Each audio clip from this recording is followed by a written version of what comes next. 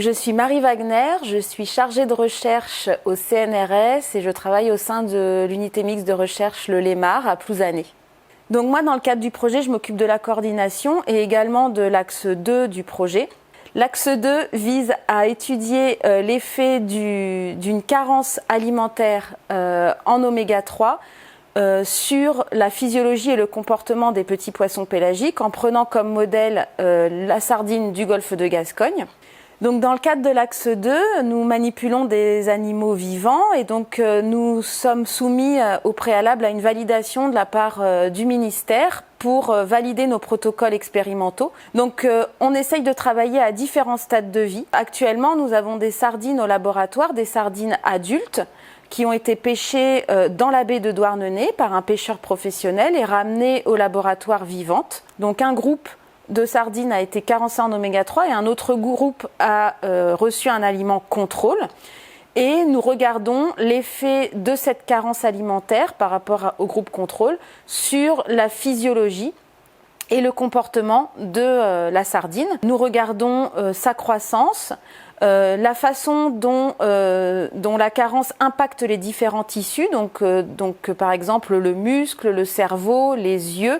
Nous regardons si cette carence alimentaire est retrouvée dans ces différents tissus. Il faut savoir que une carence en oméga 3, par exemple dans les yeux, peut induire des modifications de perception de l'environnement de la sardine et donc induire des modifications de son comportement, par exemple face à un prédateur, ou alors une modification de son comportement de banc.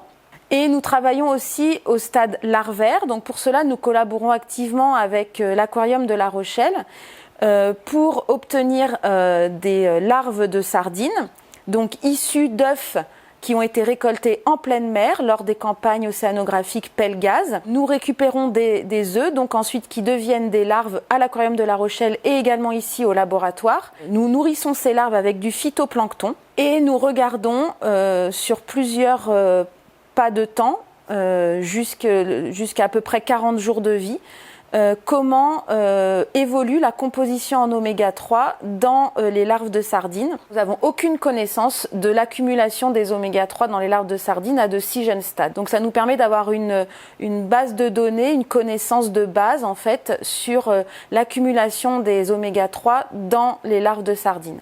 Dans le cadre de cet axe 2, nous avons une thèse qui est financée également par l'EUR Blue, qui est menée par Mathilde Bertrand, actuellement en 2e année de thèse, et qui se concentre sur les sardines adultes.